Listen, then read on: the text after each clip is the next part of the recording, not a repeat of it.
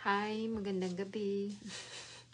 So, ang tanong po, paano daw po kung magpa-process ka ng educational credential assessment, and then paano mo gagawin? Let's say for example, nasa abroad ka.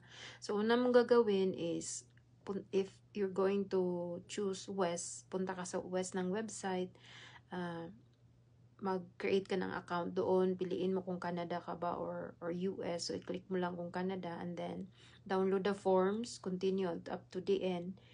And then, kukunin mo yung forms, if fill upan mo, tapos gagawa ka ng authorization letter, permahan mo, tapos picturean mo yung mga forms, picturean mo rin yung ID mo, and then gagawa ka ng authorization letter, di ba? I-authorize mong someone na kakilala mo sa Pilipinas, siyang pakiusapan mo na pumunta sa school, and then just yung authorize mo na tao, ibigay yun sa registrar ng school mo, and then alam na po ng school yun. So, yun po ang gagawin. Tapos, pag nakuha na yun from the school, sealed envelope na po, wag na pong bubuksan, at then yun, diretso mo na ipa-courier mo na LBC or FedEx, that is okay.